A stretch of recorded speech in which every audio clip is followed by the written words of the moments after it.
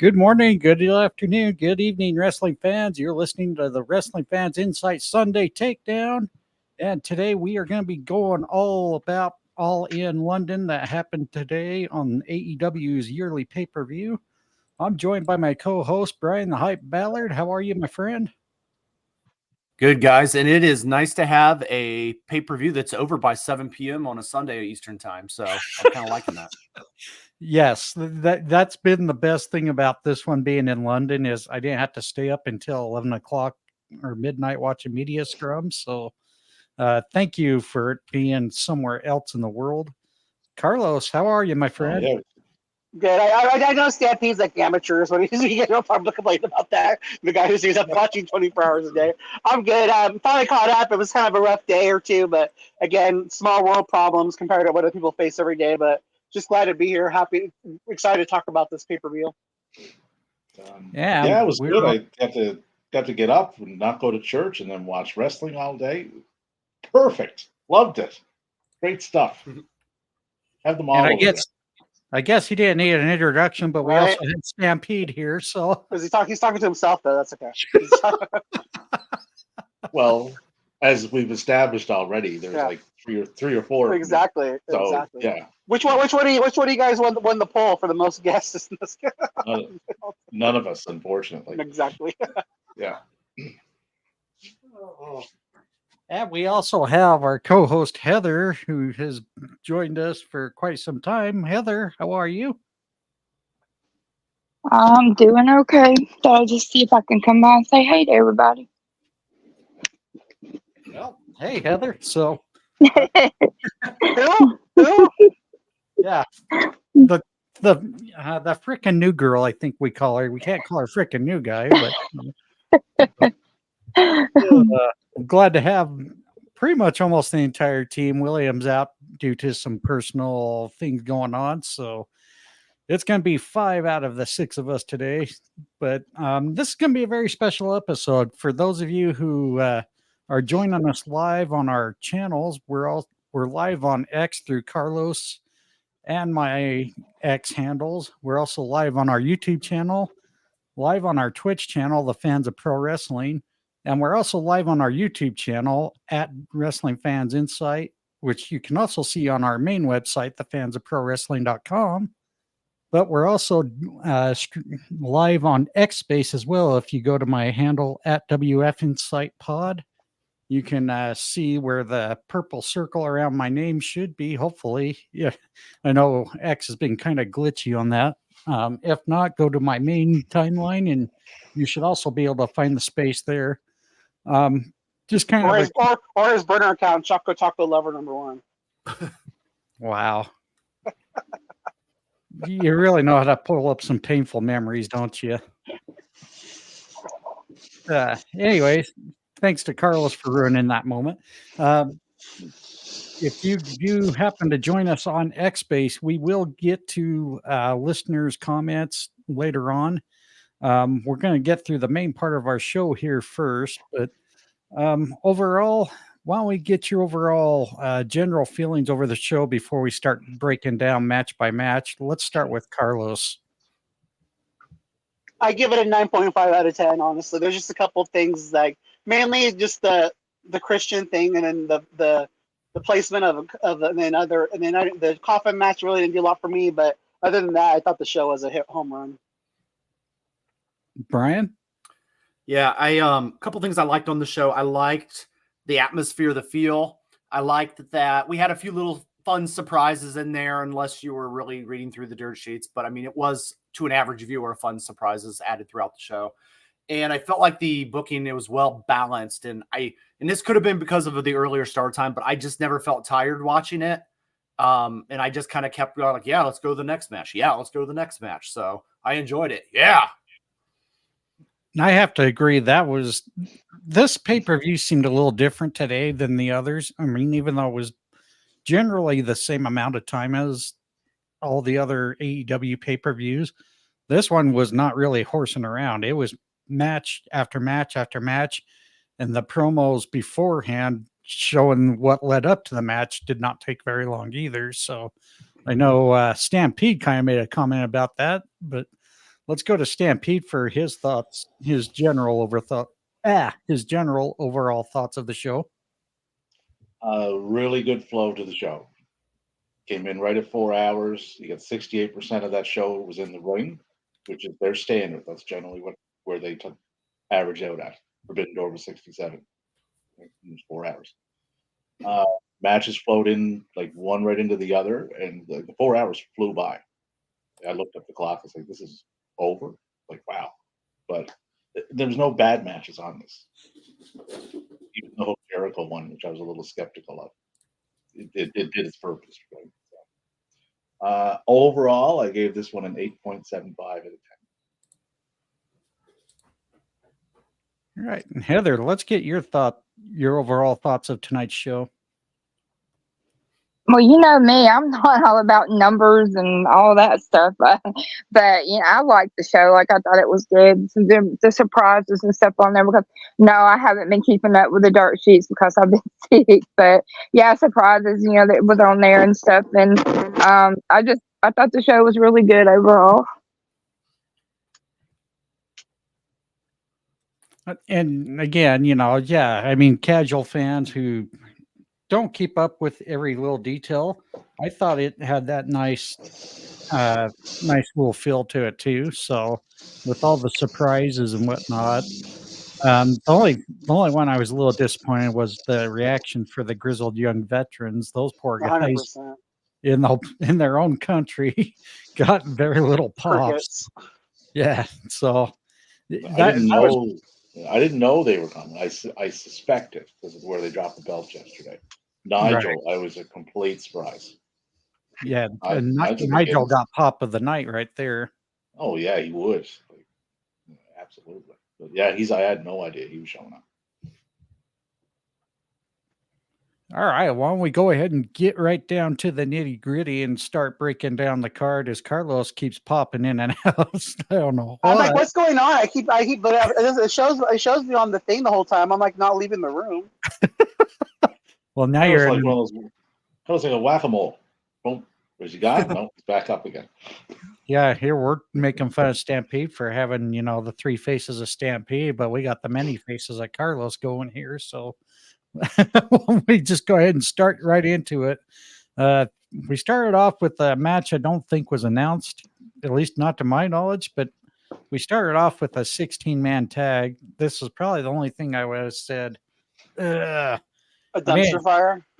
Well, yeah. I mean, once you start getting into more than 8 guys in the ring, you're really starting to push it. But the 16-man tag match, we saw the team of Kyle Fletcher, Kip Sabian, Action Andretti, Top Flight, Leo Rush, Tommy Billington, and Rocky Romero defeating the team of Private Party, Dark Order, Jay Lethal, Satnam Singh, and Anthony Ogogo. Why don't we start off with Stampede on his thoughts for this match? This was just we have all these guys over here, so let's get them on the card. So they're listed as being on this card for this event. Kip Sabian got a huge reaction. He was over really well. So I hope whatever it is they're doing with him, as far as like siding with the patriarchy, I hope they continue that. So that's all it was. It was just a fun kind of opener. So no harm, no foul. Probably about a 6.5 out of 10 I gave it. And speaking of that, where Kip Sabian got a pop, I was a little got nothing. Yeah.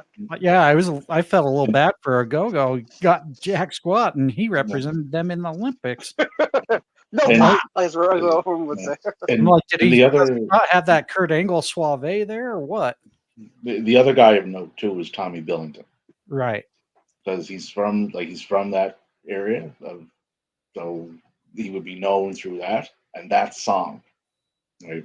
For those of us that have been around a while, that song would go back to the 90s when Davey Boy was over there, right? So it was a nice little connection with that with fans. Well done on that. Tommy got a big future. Yeah, and I like I said, I felt so bad for Ogogo. He's wrestling in his turf and nothing. So, but yeah, for me, this was kind of a dud of the match. I think Stampede was kind of a little too generous with his rating, but why don't we go to Carlos on his thoughts? my only problem, big problem with this, again, the thing that I'm liking that I'm seeing, and again, you can say what you want about Tony Khan, but the people that he's been utilizing on TV lately, all pretty much got on the show. So I really like that. That through this match or other matches, or through the gauntlet, like he got everybody on in a match, which I think is really cool. My only issue with this, honestly, I would book it next year. Maybe they do like a battle royal, and then the winner of the battle royal gets put in the gauntlet match, something like that, to get everybody on the card. But my only big problem with this was you didn't have. I don't like the fact that Kyle Fletcher was on the faces team. I just give me a team of heels and a team of faces. That's my only issue with the match. Bryan? Yeah, there was a lot of guys in here. Fletcher, Sabian, Action Jackson, Andrade, the Dork Order. You've got Anthony, Wake Me Up Before You Go. I don't get all the jokes off anymore. Hey, I gotta get a little entertainment here, right? Because the match, it was a throw together match. I don't want to beat it up too much just because it was 0 hour. I mean, you get what you pay for. It is just kind of thrown out there and says, hey, get some in-ring action, and more importantly, get the experience of this big of a crowd. So I really kind of watched it, but I watched it with kind of like a very loose, approach to where I was like, all right, cool. You got everybody some moments there, but let's move ahead. And I was really kind of looking forward to the move ahead, and we did. So it didn't overstay its welcome. And there was a lot of people just to keep up with. Heather, I know you probably don't want to throw too much thought into this, but as a casual fan, what was your thoughts on this match overall? I'm sorry I missed it. Oh, well, you didn't miss much. Yeah, I turned the TV on too late. I said, wait a minute. I said, what match is this when it was going off? It's on YouTube. It's on YouTube if you want to watch it. I don't think so.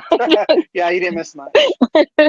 When I say, and I know this is going to strike some people wrong way. We're not saying this in a bad way, but I'm sorry, a 16-man tag match has then a 10-man match too. It's like, come on, just do a battle royal. Like I said, just do a battle royal. Call it a day.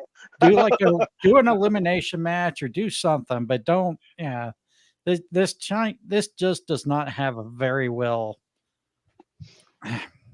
This will not keep an attention on a match very long. So we need to break records. We need a 40-man tag match. I want to see like the 40-man Royal Rumble. and then when every 30 seconds when the bell rings, you rotate, and that's how people get in and out of the ring. Right. It's gonna be like a lumberjack tag match. I mean, it's like good. I mean, like I said, I applaud him for getting. I mean, pretty much everybody who's been on Dynamite or Collision or Rampage for like the last 6 months got on the show, and I think that's great. But yeah, clusterfucks between the 10-man and the 16-man is just too much. Yeah. Anyways, I want to give a shout out to a couple of ex-users who chimed in. I hope I'm pronouncing his last name right. Kelvin Baker, it's a good one. Teddy Craddock, who's a part of our Wrestling Fans Insight chat group. What's up, Teddy? Hey, Teddy, how you doing? Hope you enjoyed the show today. Why don't we go ahead and move on to our next 0 hour match? It was a mixed tag match between Willow Nightingale and Tomohiro Ishii defeating the team of Chris Statlander and Stokely Hathaway. Why don't we go ahead and start with Carlos on his thoughts on this match? It was entertaining. I mean, Stokely was how he came out, and then that's why I was laughing when we were because I'm watching it right now on silent. It was a nice little moment. I think the Hills should have won, but again, it's about making the crowd happy, so faces go over. But it was a good match. It was where it belonged. Bryan? Yeah, not too much on this one. Willow is definitely a fan favorite, and you wanted to get people excited throughout the night. And again, it just kind of was a 0 hour match. So we just kind of pushed right ahead, made sure the ring ropes didn't break that night, and then moved everybody right on to the next thing. All right, Heather, there's a lot of pressure here because you're a Willow Nightingale fan. Please tell me you at least watched this one. Yes, I did. I watched it, and I was happy that Willow won because Chris Statlander is a bitch. Now, there. Sorry. Wow. Nah, for real. I love Willow, and I'm glad that that she won. But Chris Statlander, she did her dirty. So yeah, she's a bitch. I said it. Yeah. Okay. Just don't get me in too much trouble, because if she's on that next Jericho cruise and sees me, it's my ass. So just let you know. Okay. All right, Stampede, let's get your thoughts. I agree with Heather. Stat is a bitch. But this was a means to an end match, right? Get to the result to get to the stipulation for All In. So now Willow gets to pick the stipulation for the match with Statlander. Stokely had a couple of fun moments with Ishii, which was kind of entertaining. For the match itself, probably about a 5.25 out of 10. It was nothing special. All right. I'm going to go on and move on to our next favorite, mine and Carlos's, the 10-man tag match. The team of Dustin Rhodes, Sammy Guevara, Ross and Marshall Von Erich, and Katsuyori Shibata defeating Cage of Agony, Matt Taven, and Mike Bennett. My sympathies, Carlos. But we're going to start with Bryan on his thoughts for the match. Again, it's almost like the other one. They just kind of booked everybody and threw them in there, right? I know this one was a little more planned out. I believe they announced it the night before, but it got everybody some moments, got them on the card, and again, we moved on. I would be mad if like a match like this was on the main card, but it was on 0 Hour again. Heather, did you have any thoughts? I mean, I just like the match. I'm glad Dustin has a championship now, and I'm just glad that he's getting to work. And then it's cool with the Von Erichs and then Kevin coming out there and stuff. I just, that was the part I liked. All right, Stampede. Bryan was right. Like, this would not have belonged on the main card. This was perfectly put where it should be. Nice to see Dustin, get on there in front of this type of crowd. Same with Shibata, he's a legend. Sammy, all the goodwill he can get, which he's getting, all the better. And the Von Erichs, this is probably their first time ever in front of this type of crowd. So if they're going to be mainstays on Ring of Honor and that gets on TV, they're going to need exposure like that. So for that, it worked. Right team went over because they hold the titles. Nothing special on the match. Probably about a 5.5 out of 10. Carlos? Brian Cage should have been in the gauntlet match. At least he won. At least he won on Rampage. So thank you, Tony Khan. Or no, he won yesterday. But they won one of the 3 matches. He won one of his 3 matches of this weekend. But the same thing. Same thing applies. I think next year if they do a battle royal, the winner gets the number one spot in the gauntlet thing to make it a little harder for them. That's the route I would go. Because, like I said, it's. I'm glad to see them all on the card, especially when I see like the Gates of Agony coming down and like in their special, they got some special gear made. Like it means something to them to be on this card. So, for that I'm happy, but just get them all on the card in a more creative way. Teddy's saying 9 out of 10. I'm not sure if that was for the 10-man tag or for my takes. Thanks, Teddy. Appreciate it. Well. Probably just for Brian Cage in general. Exactly. Yeah. His pump on the show. 9 out of 10. Brian Cage. Don't be like John Cena. It's time to shave that head, please. That's all I got to say too. It's a bald spot, man. Yeah, I don't have a whole lot to add. I already said my piece just on a 16-man tag, but exactly. See notes from here. I mean, just like what Bryan and Stampede said. 0 Hour, you get what you pay for. Perfect place for him, but I still don't think you want to go too heavy like that if you want to get fans' attention. So, but while we move on to a moment just before we went to the main part of the show airing, Saraya's throwing a fit, and then out comes making her return, Jamie Hayter, to kind of stop that little tantrum. It was really nice to see Hayter return. She got a pop like crazy. Bryan, how'd you react with Jamie Hayter making her return? pleasantly surprised. A very well placed strategic spot too, like you said, right before that main card started. I like the idea of Saraya throwing a little bit of a fit because, I mentioned in previous shows, like she's starting to become the Natalia Neidhart of, not in a disrespect, but she's becoming just the veteran that's kind of used and just kind of thrown into things, like she was on Dynamite, last week. So I like the fit, and I like the Jamie Hayter returning. And I just thought that was a great way to get the crowd like, hey, you're going to be in for some other treats tonight. So I thought it was a good foreshadow. Carlos? I concur what Bryan said. Well said. Perfect. I have nothing else to add to it. Heather? I was glad to see Jamie back, because she's been gone for a while, and hopefully now she can just beat Soraya's ass because she deserves it. You made me feel like I'm in Mean Girls movie, Heather, when you talk this. Walmart. She went back to Walmart security or something here. Yeah, Jesus. Stampede. I like the way they did this. Saraya coming out made sense with the story she's been telling the last couple of weeks. And last we seen Jamie Hayter, she was taken out by the Outcast in the match with Tony.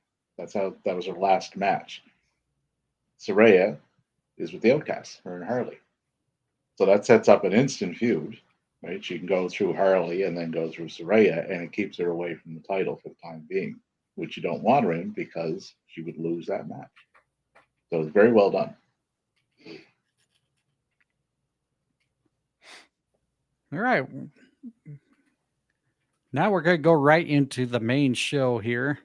It started off with the AEW Trios Championship ladder match with the team of Pac, Claudio Castagnoli, and Wheeler Yuta becoming the new Trios champions, grabbing the belts, taking them away from the Patriarchy, House of Black, and the Bang Bang Gang.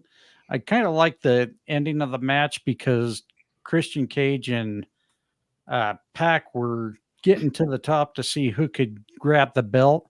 And Pac got his moment, which was very awesome to see. The fans were going crazy. However, we saw some conflict between, was he called Kill Switch for the match or Luchasaurus? Because I'm confused. Kill Switch. Yeah, they messed up, I think. Yeah. So, because I think later on we'll talk about it, it kind of got a little confusing, but we saw Kill Switch and Christian Cage have a little bit of a conflict there at the end, which I almost thought maybe Kill Switch was going to finally do the deed and just choke slam the hell out of Christian, but that never happened. Overall, I thought this was a very good match. I would say probably 8 out of 10 for me on this one. Why don't we start off with Carlos? I don't know what to talk. I'll talk about it later, but I didn't like the fact that you had Christian Kill Switch on the show twice. That, to me, like, after watching what happened, and we'll get to it later, I wish I would have just put another team in there. I'm kind of, I have a mixed bag. I think it's great that you're making the hometown crowd happy, but I guess I'm going to say to be determined, because again, if we get Pac and join in the Blackpool Combat Club because his friends are going to play elsewhere, I'm okay with that. But for me, it's just like, again, looking at everything, after looking at everything of the overall spectrum, could this have been booked differently? Maybe another team was in there, another team coming as champions after what we saw in the Casino Gauntlet match. But I mean, it was entertaining, and it was a fun way to open the show. Heather? Yeah, I thought the match was good. I really wasn't expecting. Uh-oh, we lost Heather. Oh, It wasn't my fault this time. Like thinking, did I just leave? Yeah, again? normally this happens to Carlos. So sorry for some. Am I back? Yeah, Yeah. you're back. There we go. Yeah. Just like that picture of table. my phone, my tablet's stupid. But anyway, yeah, I like the match. I really was expecting House of Black to win though. But it's interesting that that Pac and Yuta and they won. But I don't know, just gonna see where it's gonna be. Yeah, I'm just so over Christian and all his crap, and I'm waiting on Kill Switch to murder him.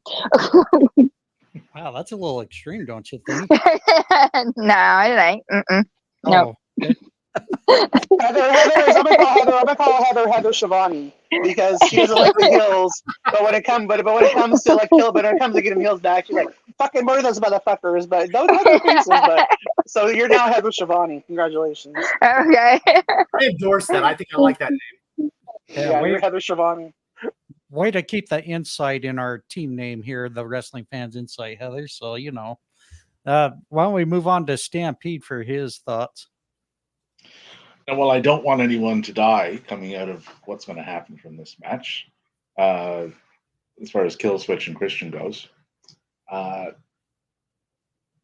plan was, as far as I know, was for Pac and the Lucha Brothers to win this, but we know that's not happening. If Pac is going to be in the Blackpool Combat Club, I don't really have an issue with that either, because Danielson will be on his way out. One in, one out. Pac is from that area, so it fits in with the club itself, right? And Pac got his moment. Like the crowd was really into that, and deservedly so, because he wasn't on last year; he was hurt, and so he missed that. All in all, good match. Same, I gave it an 8 out of 10. The Kill Switch turn is coming, right? But this also sends Christian off into a singles role. So we know what happens a little bit later on in the show, but we'll get to that. But there's other people that have issues with Christian who would need him in a singles role to make that work. So that part of it worked too, I thought. So all in all, good. It was enjoyable though. Brian? I thought it was a good match for an opening match on the main card. The Kill Switch stuff, it's like the slow drip of a faucet, right? It's drip, drip, drip, and slowly it's just leaking a little bit, and it's eventually, it's going to build. Great spots in the match. I particularly liked Wayne hitting the tope into the Canadian Destroyer. I just thought there was a lot of fun spots, and it got you out of your seat a little bit. And then they just kind of moved right ahead, and with a little bit of storytelling in the background of this one. So with the Kill Switch stuff that you guys mentioned, especially you, John. So I gave it an A. I thought it was a good and did its job. And speaking of ratings, Teddy gave the match an 8.5 out of 10. Thank you, Teddy. Why don't we move on to now the second match of the night, which I thought was misplaced in the show. This should have been more toward the end, in my opinion. It was for the AEW Women's World Championship. New champion Mariah May defeating Timeless Toni Storm. And I thought these two women killed it out of the park. I think it was probably the second best match of the night, in my opinion. Why don't we start off with Stampede on his reactions to this match? This is exactly how you do top tier characters, top tier storytelling, and pay it off with a top tier match. This is exactly how you're supposed to do it. And this match delivered in every aspect of that story that they told. Just amazing work from the two of them. 8.75 out of 10 I gave this, but as far as women's matches in North America, this is my number one women's match for the year so far. Just top-notch stuff. No complaints with this one at all. Heather, since you're in the calling every woman a bitch mode and cat fights, let's get your reaction on this one. Okay, well, see, I didn't like the whole Toni Storm thing, Timeless Toni Storm thing in the beginning that she was doing, because it just was odd to me. But as it got on, I liked it. Well, then, this match here, leading up to everything, how Toni made Mariah, and then her turn on, it was just perfect, just totally perfect. And and then Mariah, yeah, you bitch, you turned on Toni, so. Yeah, but yeah, it was a good match. A really good match. Well, let's also throw in the fact that Mariah slapped her own mother. Oh, yeah. Quite hard. Yeah, I'm like, holy hell. That was not I almost slapped her thing. That was I nailed her. I was like, why did you leave me at the doorstep there? All right, Carlos, I hope your tits are out and your chin's up. Why don't you give us your thoughts? Well, the thing that I like about pro wrestling is is that we can all rate matches in our own little way, you know. And I think me and Stampede have a different way of rating matches. For me, this match is a 10 out of 10. Like for me, the storytelling, the the way you, like he said, the way you pay it off. For me, the emotional, like I was emotionally like just like invested in this match. I mean, like I said, I was like, because again, I had a rough day, so I'm trying to catch up on X a little bit, and then I'm like, oh shit, I gotta put my phone down. It was just had to put my phone down for this match and just pay attention to every little detail. Like 10 out of 10 for me. Like because again, it's easy to say Danielson because the emotion I had with it, but for me, this was the match of the night. My only issue with it is again, like I've heard plenty of people in WWE say, you know, in documentaries, if you're not closing the show, you want to open the show. To me, this match should have opened the show. It was brilliant. It was well done. I loved it. It was great. It was again great payoff. I feel I got the payoff for being invested in this match. Yeah, great thing. I swear I got one little joke that I can say because I'm really watching now. It's the nicest Sarai to hold their family reunion and catering today. just saw the whole posse come out there like, oh wow, good for her, save a buck. Brian, before we go to you, Teddy gave this match a 9.5 out of 10. Hip attack versus hip attack. Yeah, those were some pretty brutal hip attacks they were throwing out there. They left nothing on the table, man. Great match. Oh no, man, it was pretty brutal between these two greats. Brian, let's get your thoughts.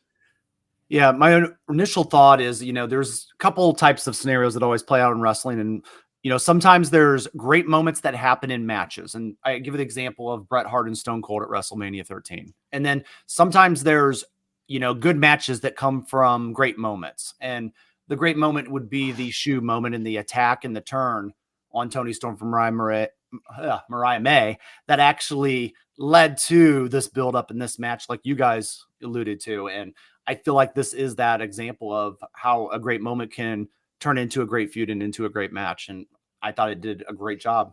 So it's an A. So before we go on to the next match, kind of want to ask your thoughts, all of your thoughts.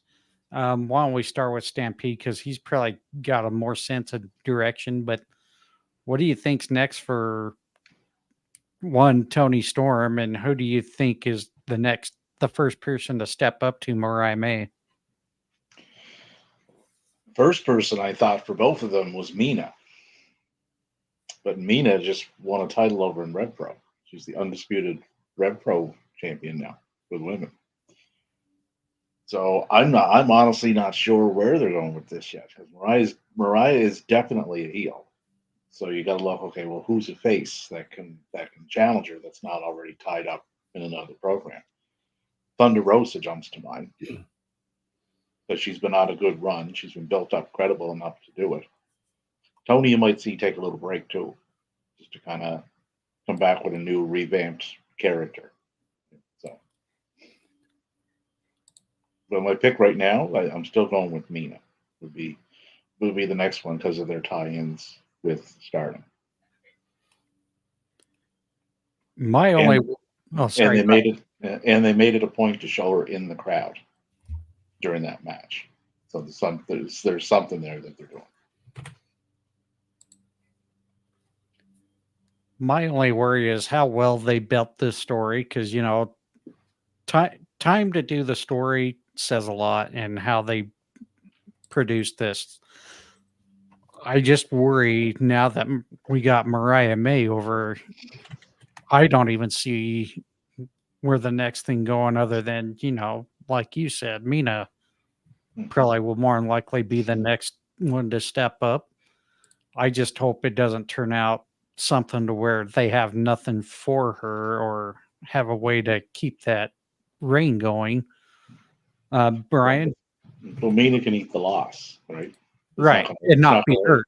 Yeah, it's not going to hurt or anything. And then it buys them a little bit of time to, okay, where are we going next for either Grand Slam or Wrestle Dream? They got a little bit of time to work with. I feel Toni Storm takes a little time off, and I don't think that's a bad thing. And I feel Mariah May, they're going to have to be a little careful of who they put her with because, you know, we do forget that, you know, she is very new in her push. I also feel that, they have Toni Storm was like the perfect opponent for her to mirror her. And now we got to look at like who's a good worker for her and who is the John Cena that she can go against, right? Like who is the over face that's just over the top, like a Willow or somebody, but somebody that won't necessarily, that'll keep up with her, but won't, kind of bring her momentum down. So that's kind of, it's going to be very creative to see what they do with it. I do like your guys' idea of Thunder Rosa. That's just an easy person to cheer for, and she could lead her to a good match as well. So, but I think there's a couple others out there they can think about. Carlos? For me, the answer is the same person for both of them, and that would be Sheeta. I would do Sheeta versus Mariah May immediately for the title, even maybe in 2 weeks. I'd have Sheeta lose, and then that completes her heel turn out of frustration, and then she turns badass heel, and then but I agree, give Toni Storm a break, and then eventually when she comes back, have heel Sheeta be her first opponent. Heather, did you have any hopes of who would step up to Mariah now? No, not really. I hadn't really thought about it. I'm sorry. No worries. Teddy did ask a question, or let's see if Mariah May keeps the belt, will keep it on its skill or be protected. Anybody have any reactions to that? I do agree with her skill set. I don't think they'll protect her. Yeah, I definitely feel she's going to be protected. And then they're just going to have to strategically think about where they go after the Toni Storm feud. But I think too, I agree with you guys. I think Thunder Rosa would be a good opponent for her. I think babyface Nyla Rose would be a good opponent for her as well. If they heat her up, I think those two women right there would be great people to have in feuds with her. You know who another one would match up really well with her, but she's more ROH right now. But Queen Aminata. Absolutely. Those two would match up really well with their styles in the ring. I want to see her take on Karen Jarrett. No, I'm kidding. Mama Wayne? Mama Wayne. Mama Wayne? Maybe a triple threat match. There we go. All set. Done. Karen Jarrett too. Let's throw her in there. All right. Well, hi guys. Hi. Ugh. Hi guys. I'll do it with you. Thank you. At least you entertain me. Carlos is Hi guys. Carlos is a Debbie Downer today. See, there he goes. And comes back in. For the FTW Championship, Hook regains the championship for the third time, defeating Chris Jericho. I don't have a whole lot other than, at least Taz showed up, and that was about it. Carlos?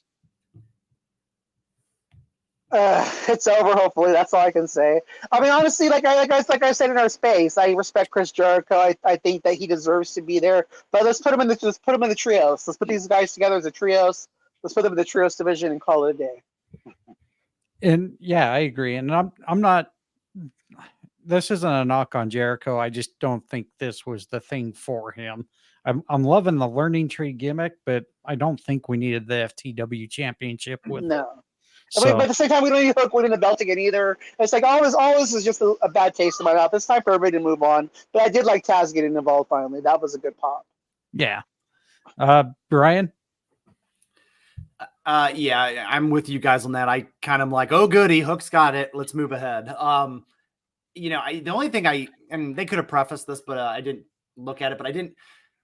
On Wednesday night when Taz said, "Oh, I don't need to help my son. He's amazing," and then he helps his son. And I probably just honed in on that too much, but I was like, really? You just said last Wednesday. If you would have said that weeks ago, but I get they were trying to do it got so hard that he had to. But I do think that it was a great pop, and it was great to, get a little bit of action for the crowd. But that was the highlight of the match for me, and that's not necessarily a good thing when that is the highlight. But I am glad it's done. Hope we can just move ahead with it.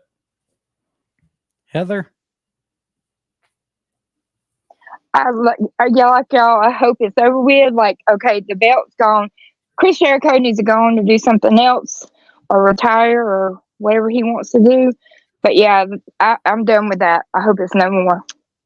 Well, his ass needs to get that Jericho Cruise ready and get some good guests going here. So Here we go.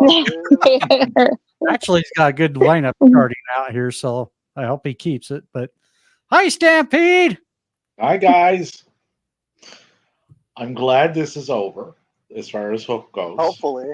Yeah, get him out of there. What I would like to see him do is get paired back up now that Samoa Joe's likely free with what they were doing. That worked with Shibata and Samoa Joseph. I like that pairing. So because of that, I don't want the learning tree in the trios division because that would lead them back together at some point. I don't want that. Right? What I do want, though, is for Big Bill to keep being featured with the amount of screen time that Jericho gets him. Because if you watched that Collision show last night, that man was over, like way over with that crowd. So that part is working really well. He's eventually going to split from there and go face. So that'll be the next thing that people will complain about. It's like get Big Bill out of the vortex, right? But it's getting him screen time and it's getting him over. So that's working. But get Hook out of there. Please, like move on, do something else. For the match, the worst one on the main card, right? Probably to be generous, at most 5.5 out of 10, but probably closer to a 5.25.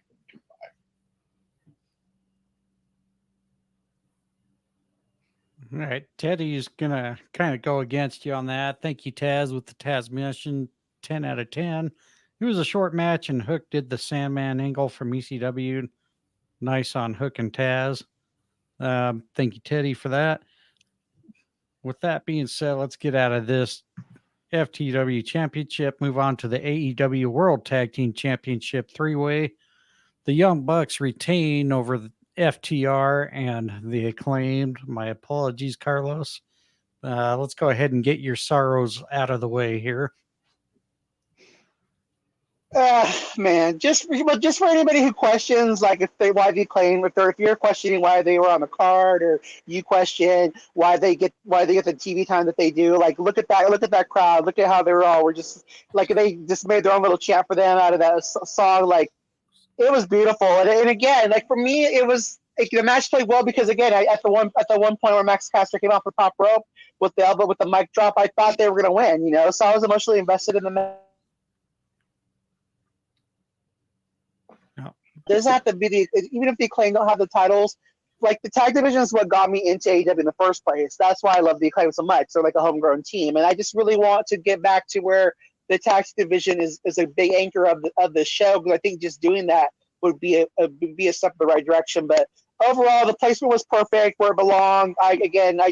The match, the psychology, everything was good. I also like Cash Wheeler ripping his pants off. That was another big win for me. So thank you for that, Cash Wheeler. Oh, all right. Let's go on to Bryan with his thoughts.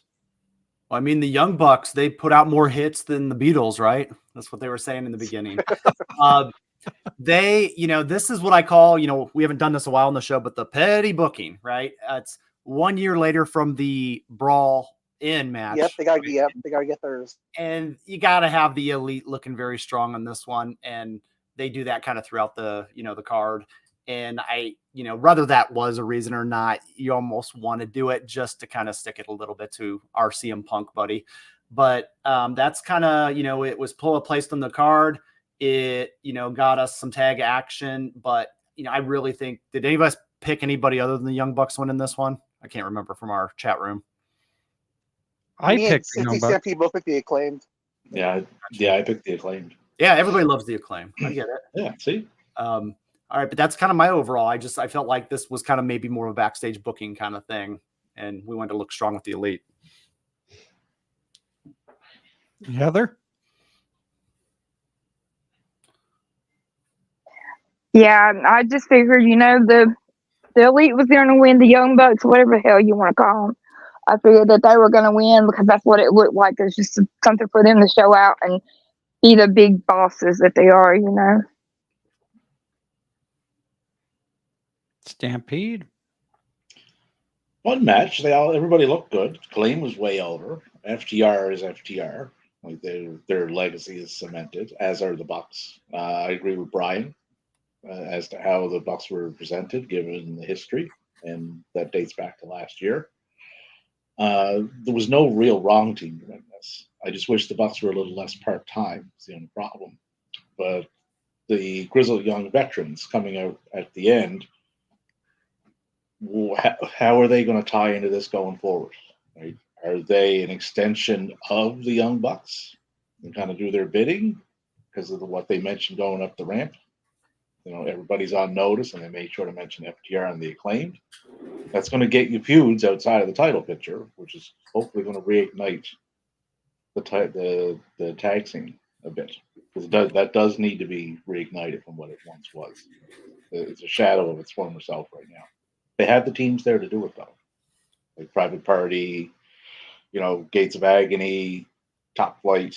There's the Outrunners. They're really over right now, so they have the teams to do it. The M&M collection. M&M collection, they're way over.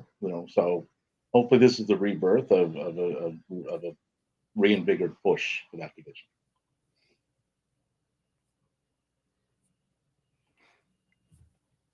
All in all, probably I'd rate it about probably the same as the ladder match, about an 8 out of 10. Yeah, I'm right there with you. I just thought maybe it'd be too early, especially for how strong the elite have been going. I guess you can say the corporate elite. That's what I'm going to start calling them. The corporate elite have been going. I just don't think it would have made sense to get the championships off them quite yet. But like Stampede mentioned, there was really no bad choice on who to go with, regardless, in that whole match. Comment here, sorry. Teddy saying the rap was funny. The Bucks won barely, 8 out of 10. And there could be another team that would be interested in taking those particular titles off Matthew and Nicholas a little bit down the road. And what team is that? As in Christian? They have a long history with the elite. One of them used to be in it. Kenny Omega and Kota Ibushi. So if that's what they're waiting for, right? Kota's already that wrestling. Makes sense. He's over in DDT, right? So he's getting his reps in over there, which is good. We know Kenny's situation. He's just not ready yet. So if they're holding off for that, then that reignites that storyline they started, right? So if that's what they're doing, I'm fine with that. I kind of really wish in some ways they would get Private Party back to being serious contenders for it. Just got to build them up. Yeah, build them up. I kind of wish they had their original gimmick they started with, be honest, but it seems like every time they changed, it just gets worse and worse for me. Yeah, well, one of them was hurt too for a fair bit, so that Mark derailed them a bit. So they kind of had to start back from not scratch, but lower down the pecking order than they likely should be. But I would prefer they get slowly built up, and that way when they do get to that stage, say, okay, this makes sense to have them here now, because I've seen them get built up instead of the here you are, here's Private Party. Right? Okay. I don't care for that kind of booking. All right. Well, we go on to the next match, the fun one that everyone's been talking about, the AEW Casino Gauntlet match. As we all saw, Christian Cage ends up winning that. But let's talk about all the participants that entered. Number 1 was Orange Cassidy. Number 2 was Okada. 3, Nigel McGuinness, who got the biggest pop of the night, in my opinion, for that, up until the main event. Kyle O'Reilly. Zack Sabre Jr., another shocker. Roderick Strong. Mark Briscoe. Hangman Adam Page. Jeff Jarrett. Ricochet, who made his AEW debut. Christian Cage. And Luchasaurus. Not Kill Switch, but Luchasaurus.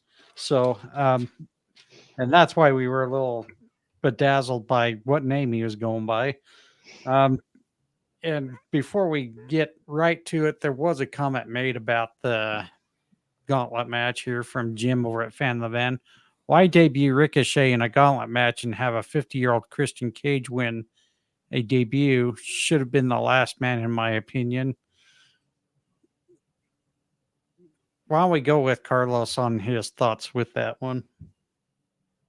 With the comment or the match in general? Why don't you do the match in general and then the comment?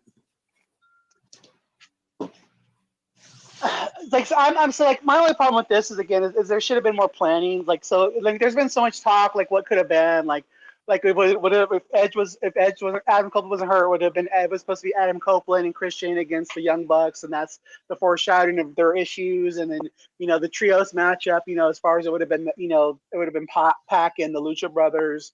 For me, it's like, the thing about so for the match itself, going on in the future, there needs to be a stipulation with this where it's like they say, like you can fight anywhere, but you have to pin the person in the ring, because that's the thing I don't like about this. And again, they're still learning this match, so I give them a lot of forgiveness because they're still getting this match together. But it's just kind of crazy when you have like 15 guys laying outside waiting to get the further cue.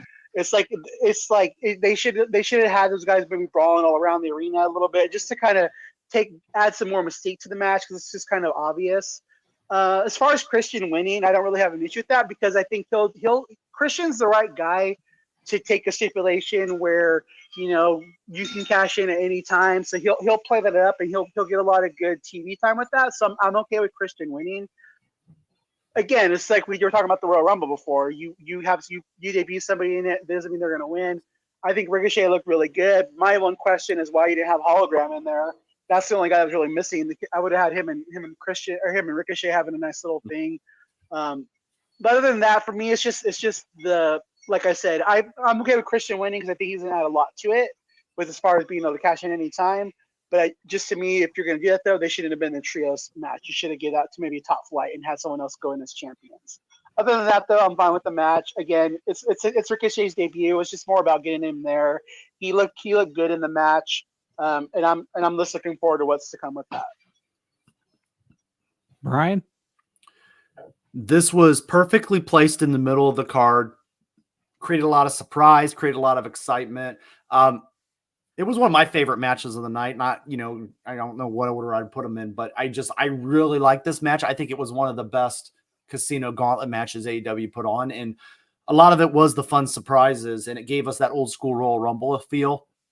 But I do agree, Carlos. I think Hologram would have been a fun mirror to have in there for Ricochet. But this Christian Cage winning shocked me. And I was at first thinking that maybe this is because we all got too wise to possibly Adam Hangman Page taking it.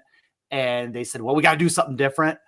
Or this could be the thing that's going to trigger the Luchasaurus kill switch, whatever you want to call them, versus Christian Cage. Because there was a similar stipulation around last year where Killswitch gave his title shot to Christian Cage. And so I feel like he's going to owe him one, or at least that's the way he'll see it. And that could be something that sets up something in the future between those two. Stampede? So Christian is a heel. We all know this. Several weeks ago, Christian did a little segment / promo, I believe, where he said, I will not stop until I have held every title in AEW. Right? Meaning he hasn't held the world title yet. So as a heel, what is your quickest direct route to get that? By heel tactics in a match like this, which is exactly what he did. Right? Yeah, Luchasaurus to come in and help him win. So in that, I don't really have an issue with it. It keeps Hangman directly away from world title shot, which he doesn't really need. And had he won it, it would have put him towards Danielson. And that's where now. And had he won, you don't get the moment that happened in the main event, the way they booked that. As far as Ricochet, this is like Carlos said, this was a showcase for Ricochet. Here he is. Here's what he's going to be doing here. Right? This is a little taste. That's all it was. Nigel, huge pop. Jarrett was smart because he's very over in there. Friend of mine that we chat with all the time in our spaces, Simon. He's from England, and TNA is huge over there. So like they have a connection to people from TNA. Probably why Big Bill got the ovation that he did from when he was Morrissey. But Jarrett would get that too. So all very, very enjoyable match. So I like the setup for these. I like the way they do them. Like there's even people saying they should do a pay-per-view around this. Right? Similar to what Money in the Bank, right? Same kind of deal. I don't know if they should do that. I would keep it as is for now. There's enough pay-per-views on it. But all in all, very, very enjoyable. 8.5 out of 10 for me. One of the things I want to add to this too, look at the names that were in this. All of those guys could get a title shot at some point, because I don't believe they dictated like where it's going to be, right? It just said future, kind of a cash in, I believe they used. Any time, like Money in the Bank. Could be any time. Yeah, there's no set date for it. Yeah, and I feel like any of those names at any point, they could have made a case, even if it was a random Dynamite. And I'm like, I think that's why I like this, because I really was like, okay, they could really make a case for anybody on a quick title match, and just some kind of quick cash in. So, yeah. And that's a testament to booking so much of your roster strong and credible, because like there was quite a few people in this match, right? I mean, outside of Nigel, because he hasn't wrestled in forever. There was, like you said, there's nobody in there. It's like, why are you in here? Not that I could find anyway. And I do like the fact I want to just for the fact that Jeff Jarrett was in there. I think because again paying off what we've been seeing on television, giving that again, it's not about us in the U.S. It's about the international crowd. Giving him that nice moment, like seeing legends get recognized like that. It was always a big win. And the thing I like too is like John Moxley wasn't in the match. As much as I love John Moxley, maybe not as much as Heather, but pretty much there. I like the fact that they didn't feel the need that we got to get him on the card. Like that's a positive step for this company.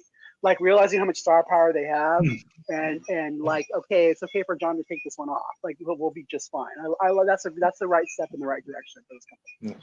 Yeah. I had mentioned that to you before. On Wednesday nights, you never hear, "Oh, it's Wednesday night Moxley."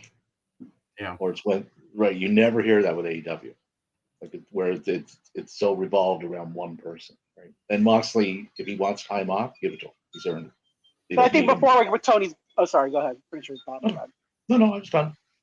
But just with Tony's booking before, he was always about gotta get Orange Cassidy's card, gotta get Moxley card. I just think, like I said, just a positive step of not having him there is again moving in the right direction. Yeah. Yeah, before we finalize it, Bryan, did you have any more final thoughts on this? And no, we can go ahead. Thank you. All right. Why don't we move on to the AEW American now transferred back to the International Championship. Will Ospreay, now the new AEW International Champion, defeating MJF. Now, why don't we start with Bryan on this one? This match is what I expected it to be. It was a lot of great moments between these two. If you're a video game fan, the Assassin's Creed entrance of Will Ospreay inspired. That was pretty cool looking for me because I do like video games. So, and then of course you got the I call him Uncle Slam, but MJF coming out with his branding. But ultimately there was some showmanship between the two. We had some good moves. Kind of did center around the Tiger Driver 91, and they kind of did what they set up with their promos. And I got no problems with this one, but I did have it around A-. Stampede. So I gave this one a 9 out of 10. And it was the second best match they've had. Like, that's a testament to the talent that these two gentlemen possess in the ring and their ability to tell a story in the ring through in-ring work. Just the way they did, like Bryan said, the way they tied in the promo and the segment work that led to the Tiger Driver 91. Just, incredible stuff. Right person went over, got the belt back, because that American title, that was just a point A to point B to get Max into that gimmick specifically for this match and this crowd. Right. So very, very, very well done. Just no real complaints with this one. Carlos. It was everything I thought it was going to be, and again, it didn't disappoint, and it was a well done match. The thing that I like too is again, you control the troll sometimes, right? So I think having Daniel Garcia come out the way he did, and everybody's like, oh, did he resign? Did he not resign? Like, it gets people talking about your company, and that's a smart move. And again, I liked him coming out there because it's just everything about this match it paid off. It's storytelling, and it was everything I thought it would be. It lived up to it. The same time, I think they booked it perfectly for themselves. They know that they're not going to have the emotion of a Bryan Danielson retirement. They didn't have a year-on storyline of Tony Storm or Mariah May, but they knew that they could steal the show, and they went out there and they put on what was the perfect match for where the match was. It was just well done. Period. And just to talk on Carlos there, they splintered these two guys off into ready-made storylines, right? Max is going to be with Daniel now. And Will, he has Pac waiting because he has that shot in his back pocket. And Ricochet has a match with his buddy Kyle Fletcher, which he is most likely to win. So that could also point him in the direction of Osprey. And MJF was smart to utilize this time to hush his critics, which he shouldn't have any of. But the amount of times he wrestled the last couple months, this is this title, going overseas, really treating it like it should have been. Again, just kudos to him, and he's just doing even more and more to cement his legacy as well. Just well played.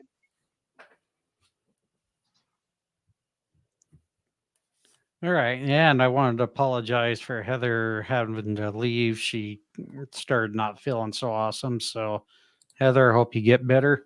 We're going to go ahead and move on to the AEW TBS Championship. Mercedes Moné successfully retains over Dr. Britt Baker, DMD. I have to say this one was a dud for me. This should have been more at the beginning of the show, and the women's world championship should have been here. I thought there was a few things in the match that kind of concerned me performance wise, but why don't we start with Stampede on his overall thoughts? Well, Britt Baker obviously needed some more reps before this match. She was off way too long. Right? She was at a sink a lot. It's getting a lot of hate online. I don't think it's as bad as everybody was saying it was. It had a few real clunky spots. Certainly didn't help it. Right person went over. But, Mercedes was not going to lose this. Right? But they got it. Like, if they're going to have Britt in this type of rotation at this level, they got to get her in the ring more. Because it did really show like the rust that she had, which is unfortunate. But it's not the god awful match everyone is making it out to be either. Right?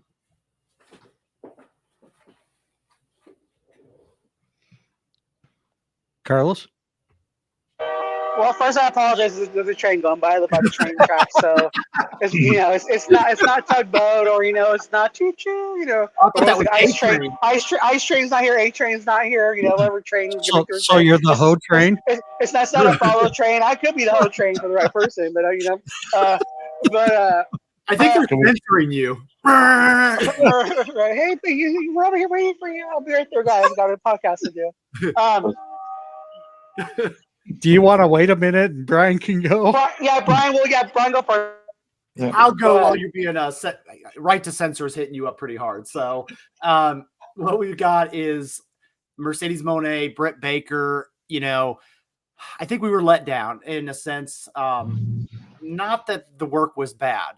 And I think in the sense of we've got these two big star names, and I think in our minds we were like, "Ooh, this is WWE versus AEW, right? This is a Clash of the Immortals going on here, and we're going to have some really amazing, epic moments." And the promos leading up to that did really good. I actually was praising their contract signing on Wednesday, and I said that's how you do a contract signing. It doesn't always have to end in major, fisticuffs. So I thought the promos were back and forth. They were fun. They were interactive. They were doing this AEW versus WWE type vibe to it. And then it just kind of happened, and we go, oh, okay, well, what's next? So I don't know. I mean, I imagine they would try to run it back and redeem themselves a little bit, maybe at All Out. But right now, I just felt like it was the pre-show of this matchup. It was the preview for it, and it just didn't hit the way that a lot of us was expecting. And the thing with Britt is she operates better in certain styles of matches, like the ones that she had with Thunder. Like, that's her go-to. Like that's her sweet spot as far as matches go. When you try to get her into different styles, she's just not as good in those. And we did see that tonight. But get her in a hardcore match with like thumbtacks and throw some chairs in there and a ladder. That's her element. That's more of her element, I think. We're going to backtrack just a little bit for Teddy here. Sorry, I missed your other comments, Teddy. We're just trying to keep things going. Teddy says, I'm glad Will won the Assassin's Creed, the Russian dude that titled the Assassin's Creed Shadow. Yeah, the game. With Will was great. The video package was great. And MJF watched Rocky too many times from the intro, and Will came from behind, had an answer for all MJF's tricks. 10 out of 10. I agree. It was a pretty damn good match. It was definitely up there. I think that one definitely should have, if not been the second to last, maybe third to last tonight. Carlos, are you done being on the hoe train there? Yeah. Woo, yeah, choo-choo. Okay. For me, I'm gonna say this about this match, and again for me, I'm mad because I didn't get my prediction right, and it wasn't that I thought Britt was gonna win the title. It's just for me, I was looking at the card and looking at All Out and thinking this would have been a great place to have Britt win by disqualification, and then you utilize this time as the women to headline All Out and have Britt versus Mercedes be the headliner, because I just think of what they've been doing with the women's division. Like I would have just done that now, because I don't know if there's going to be another time where you're going to headline where the women are going to demand the headline over the men, where I think that could have been that for that show. Because again, you had, like you said, AEW versus the person who was the face of the women's division versus the person coming in from WWE. With that being said, as far as the other comments and the criticisms go, I'm okay seeing where the cards lie with this. And what I mean by that is, if this is a humbling moment for Brett, and she needs to realize that she needs to step up her game, and she needs to be working some independent shows and doing other things, and to keep up with these women, and she rises to the occasion, then I'd love to see that. I love Britt Baker. At the same time, if it's to the point where she can't keep up with the women that have been brought in, and again, the women's division is a lot better than it was when Britt first got there, then maybe this is good to humble her and make her realize that she's not going to be the face of this division anymore, but she still has a spot, and I'm okay with that. But I think when you have such a stacked card, everyone doesn't have to be a home run. I still commend them for what they're doing with the women's division and for giving them the placement, and again, giving Mercedes, treating her like she should be treated when you're paying that kind of money. And again, I'm looking forward to see what's next for both these women. All right. Well, we go on to the second to last match of the night. It was a coffin match for the AEW TNT Championship. The scapegoat Jack Perry manages to retain over Darby Allin. Well, you had quite a nice surprise right toward the end, as they were going to look like they were going to light Darby Allin on fire, but Sting came out to stop the carnage. Why don't we start with Bryan on his overall thoughts?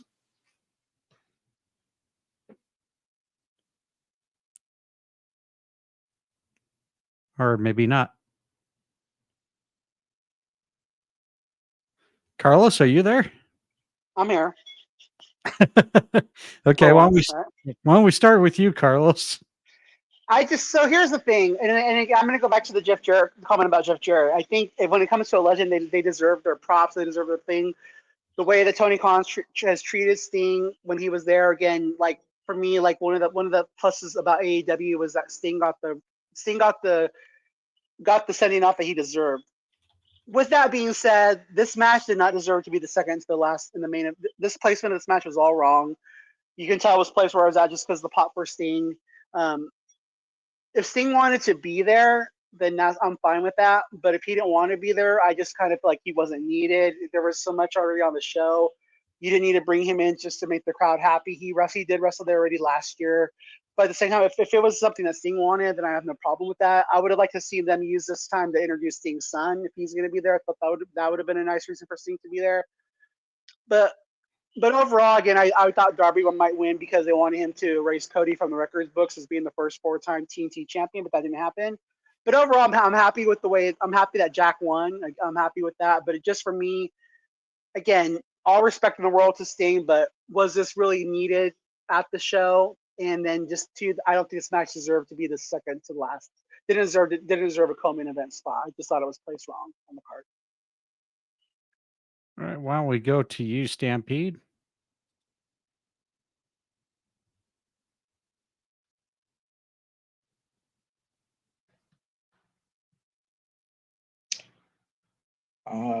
Outside of it being a little on the short side, it was only just over 10 minutes. It was 10 minutes and 37 seconds long. The right person went over. It was Wade. Like, you're not going to take the belt off Jack this early.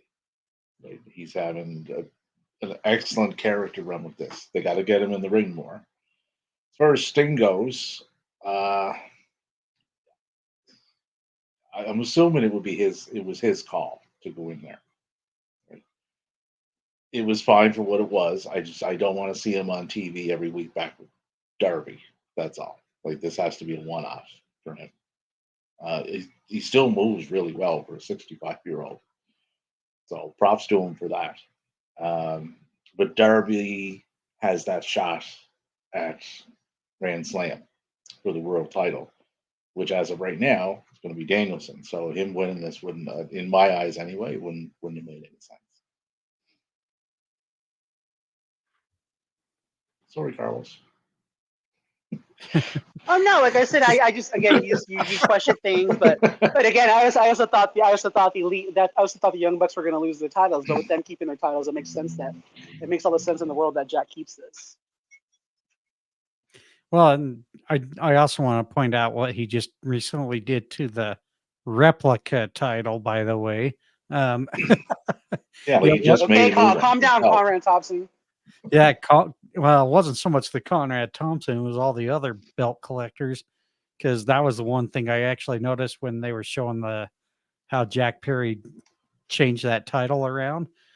The one thing that caught my eye was the backing of the belt. I'm like, oh, he did that with a replica.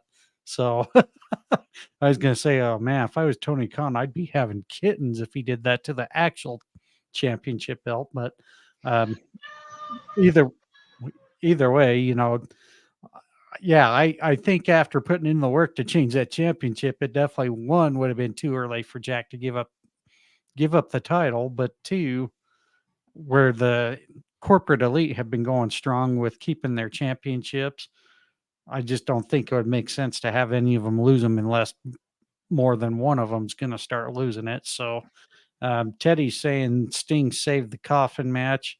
I don't know if he necessarily saved it, but it was kind of nice to see a one-off from Sting, especially in Wembley. So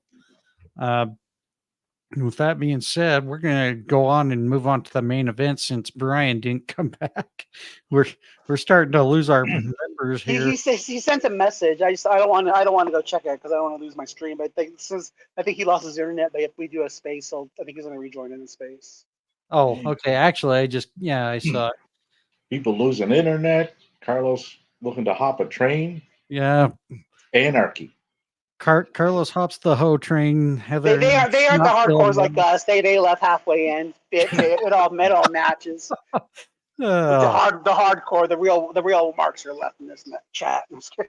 I think it's just a sign that we're just all a fucking mess this week. So, well, why don't we go on to the main event for the AEW World Championship? I didn't think it was going to happen, but kudos to him.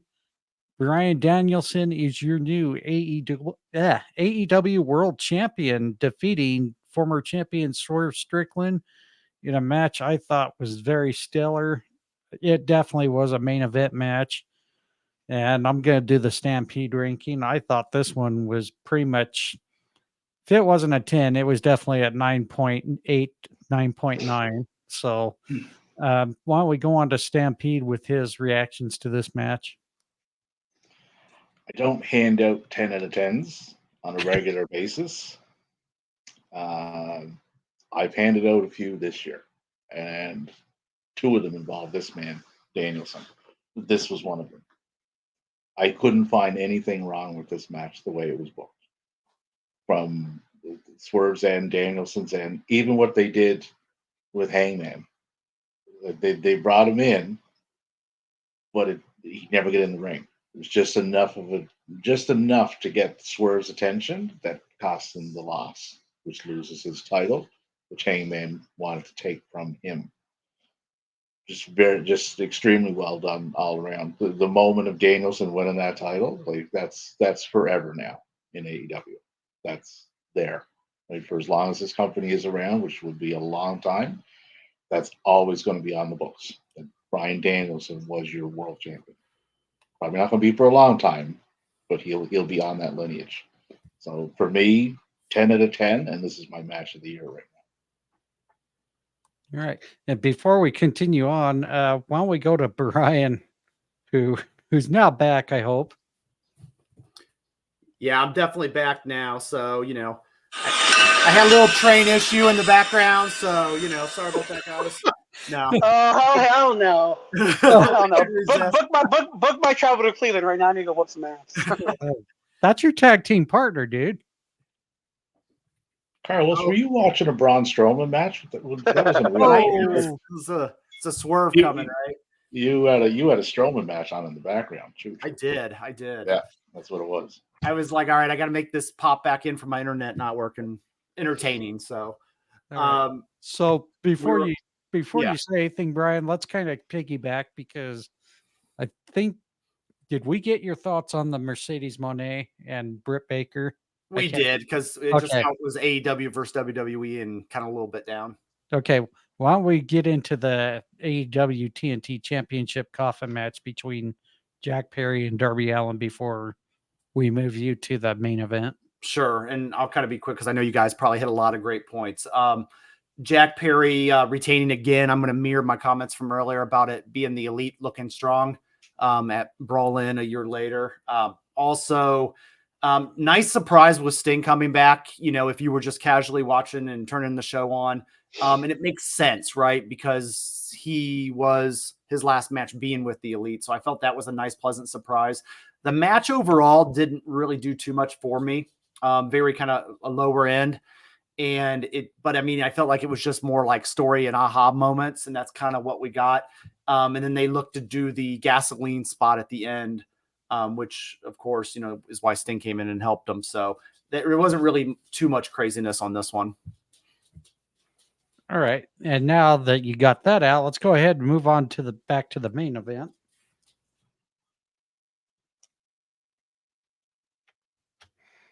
Go ahead, Bryan.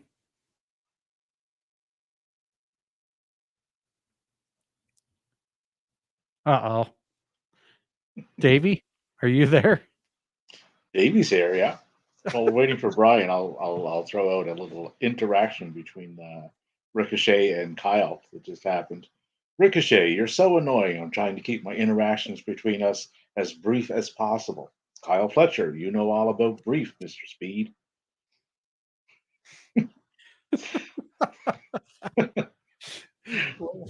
It's begun. Why can't they keep WWE out of their notes over there? Yeah, because those things happen. That's why. Of course. Oh Lord, Bryan got kicked out again. Screw this. We tagged in and out. There we go. I tagged back in. I was just saying, what the hell do you two have going on today? And I want to add really too because I forgot about the thing about the Jack Perry match too was it was just petty booking. They wanted to get that glass pop at the end to show Punk, and again, both companies do it, so it's fine. But that was why this match was where it was at too. It was all petty booking, like Bryan would say. And that crowd was using some foul language towards Mr. Brooks. Oh yeah, they were. Yes, I had to cover my ears. Oh man, light a candle. Yeah.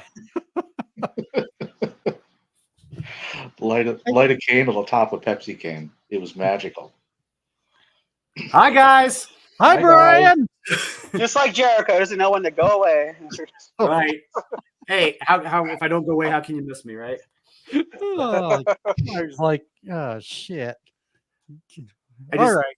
Now Told let's everyone in my household to turn off the internet, turn off the TVs. you put them on metered connection now. I did. I was like, I need a few more minutes, guys. You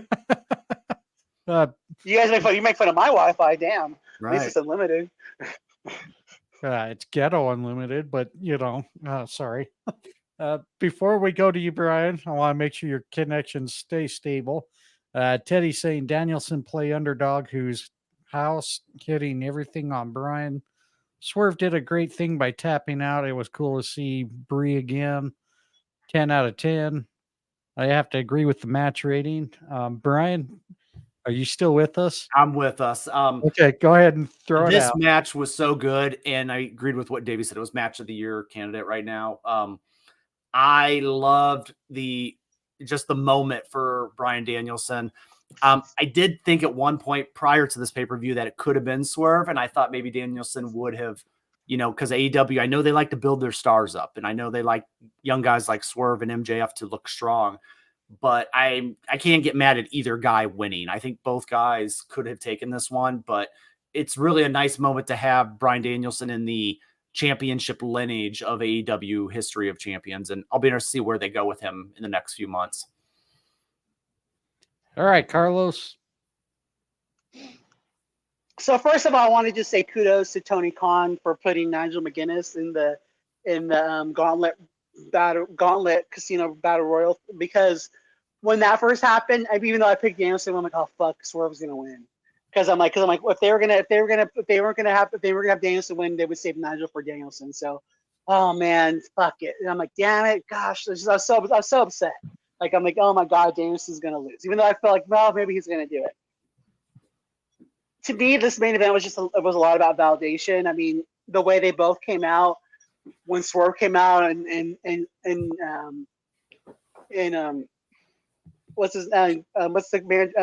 Prince Nana's going whose house, and the whole place going Swerve's house. Like, it showed that they were right to believe in him. And again, those guys deserve to be in the main event. And it was just validation for, again, I know one of my biggest frustrations was why Danielson never won the title. Saving it for this moment was the right thing, because again, it was like, it played beautifully, the career versus everything was just validated. Because even I was like, why is he going his career on the line now when he already got the match? And they were validated with what they did. It came across very well. The match was well done. The emotion, I was crying at the end.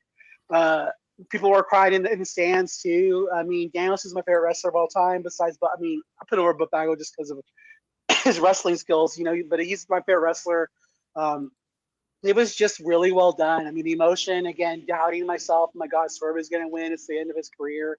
It was just really well done. Again, validation for Swerve. He is a main eventer, wrestler of the year, between him and Danielson right now. It was just a big validation for AEW. They have the right people where they need to be.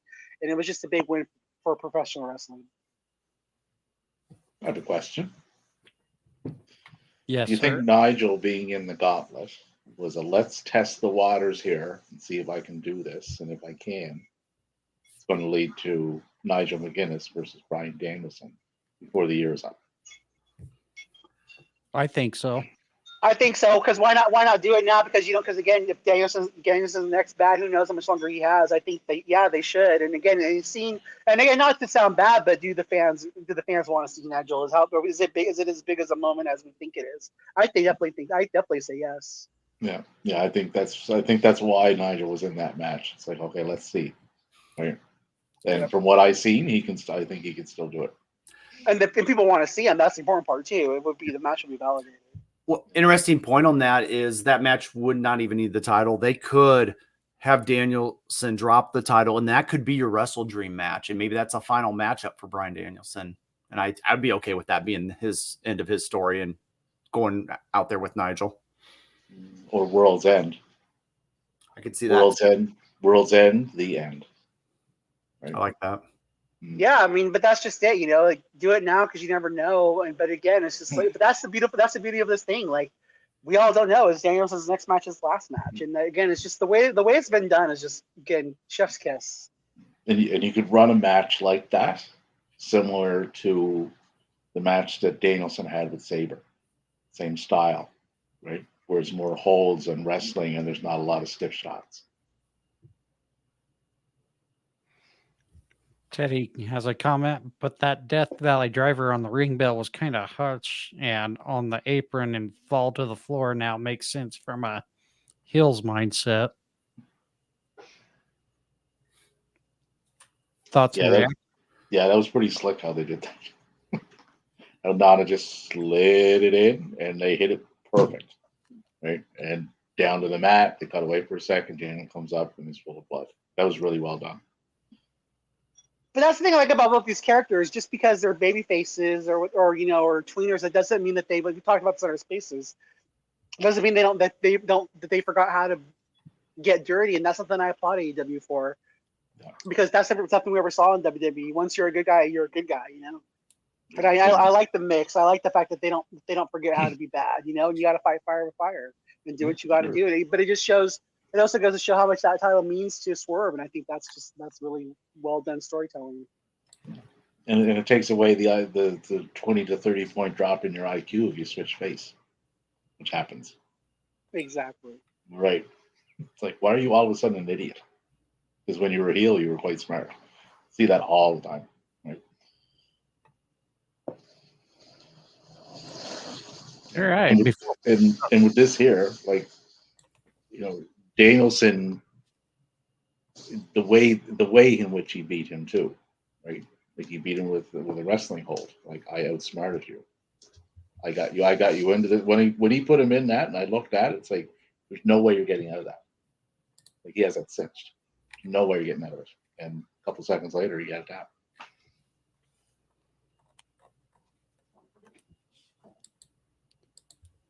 All right. Just before we get into our final thoughts here, for those of you who are listening to our X, or not listening to the X space, but that are seeing our X space, I don't want. I keep screwing this up. If you're in our space, even way to talk now would be the time, right? Is that what you're saying? If you're in space, now's the time to talk. If you're viewing us on this through X, through Carlos or mine, go ahead and jump into our X space there, as we will take fan comments, questions, thoughts. Again, on Matt WF Insight Pod, or if you go to Carlos's account at C to the LOS 77. If you're viewing us from there, please go to at WF Insight Pod, find the space post. It has been going since the show started. But if you're just viewing it on X, we're going to be going right to space here shortly. So feel free to come join in the fun conversation. Let's go right into our final thoughts for the event tonight. Let's start off with Bryan. It was a fun event. I never got tired throughout the whole show. I like the earlier start. However, I know I don't want that to happen forever, because NFL season's right around the corner, and I definitely will be split there. But I did enjoy, the overall show, and it felt like their biggest pay-per-view of the year. And it, from start to finish, overall, this was, a plus show for me, despite a few little low points. But I would like AEW to continue to build its stars and hit its momentum that's starting to hit here. And hopefully we'll see that continue with All Out in a few weeks. Carlos? I just again want to say a home run for AEW. Well done. Thank you to the crowd. Again, I will deal with my connections and not getting sleep and getting up early to have to watch this, because the crowd makes it. Just thank you for the fans for bringing the energy. And again, I just think this was a positive direction for AEW, not having Jon Moxley on the show, only having 9 matches on the pay-per-view. It flowed very well. It flew by, not feeling like every match got its time, besides maybe like the coffin match. Like, everything just flowed very well. It was well structured, well placed. Every match besides the women's match, I think, should have been number one. Every match was just a job well done. Chef's kiss to everybody. Thank you for doing this. And I look forward to what they have in the future, because the company is definitely in the right direction. For those who are hoping this company is going out of business, sorry, it's not going anywhere. They're going up from here. It's just well done. I'm really happy for AEW. And again, thank you for listening to the fans. Again, I want to root for a company that listens to fans and takes what we have to say and puts that in consideration. Thank you. Davey? Well-built stories leading into a pay-per-view that had a lot of pressure on it to deliver, and it very much delivered. Like Bryan said, this was enjoyable, start to finish. Wasn't perfect. No pay-per-view is, or PLE. But the 4 hours, it flew by, right? Because it was just match into another match, right? And it had a really good flow to it. Had nice visuals. The camera work was really good. Just how they were catching certain things, the entrances, like it just all tied in really, really well. And you can go into these pay-per-views with this company and say, okay, which match is going to be a contender for match of the year this time? And you can always pretty much pick one. Right? Like I'm looking at my top 20 now, and there's a few from AEW pay-per-views. Right? Danielson is in my top 3 against 3 different people. So the way that they're presenting their wrestlers there's just so many of them that are so credible too. That's what makes a large roster and a deep roster a credible roster. Because like Bryan, I think it was Bryan that said in that gauntlet, right? Anybody that was in there, say, okay, yeah, I could see you getting a title shot. That's what happens when you book through your whole roster. So just well done, just extremely happy with the whole thing. Yes, this was definitely a very well laid out pay-per-view event. Again, nothing's ever perfect, but AEW has really done a fantastic job with their pay-per-views, especially for those who are pro wrestling minded, not so much the sports entertainment minded, but the pro wrestling minded. Yeah. I did see a few people say that actually, but they were from the other camp. There's too many matches on this, man. There's too much wrestling. It's like, well, stop watching wrestling. Yeah, I think some people don't. You're interested in something else. It ain't this. Yeah, I think some people don't understand is WWE is not exactly, and it's not a knock on WWE. It's just WWE has never really been in the McMahon ownership as pro wrestling based. It has some wrestling, but it's not a pro wrestling based. They're not a true professional wrestling company. Right. They're not. Right. These guys are more for cinematics, where AEW is actually pro wrestling. So, and I know a lot of the hardcore 80 era guys that are still stuck in the 80s have their gripes with AEW, but I hate to tell you, this is the modern pro wrestling here. So, whether you agree with that statement or not, I don't care. It is what it is. I said what I said. To give you an idea on that, it ties in right what you're saying. SummerSlam wasn't too long ago. SummerSlam featured 45% in-ring content for that show. And this show here tonight featured 68% in-ring. It's a big gap. Another thing too, just comparing real quick, I want to add to this is, in addition to your guys' points, think of like the free model with the PLE, which I enjoy both, right? But the pay-per-view models, we have less advertisements, less, weird sponsorships taking over the whole TV. And, so I think that also, sometimes can take away from the product. And I felt like I do like that AEW, their sponsorships are very mild, and they kind of blend in with the background. And so, but that's what happens when you have a pay-per-view model too, I believe. All right. With that being said, why don't we give our Twitter handles here? Again, we're going to start transitioning into our post-show space here. Again, go follow me at wfincitepod. You'll see the purple ring around my profile picture right now. If you click on that, join space, you can get your voices heard. We're going to start doing some more wrestling talk there. You can also follow my brother, who very rarely interacts, but I'll still give his alias at William Hoppe 8. Heather, who was on here for the first part of the show, at Bama Girl _4 _EVA, at Bama Girl Forever. Roll Tide Bitches. Carlos? At CFLOS 77. At Conquer the No. And then on Instagram, Rainbow Goodness _. Bryan? At the Bryan Adkins, and then YouTube, it's at Tap Out Talk. And Stampede? At DAVIDROBER 7174. All right. And that is going to do it for our live broadcast. Again, we are moving right into our X space. So feel free to come join us there. And without any further ado, everybody, until next time, take care of each other. Come check out Carlos and Stampede later in the week, usually Tuesdays and Thursdays. I'm assuming that's going to be the same this week. Yep. Yep. Okay. All righty. Have fun, everyone. Take care, and we'll see you over on X Space.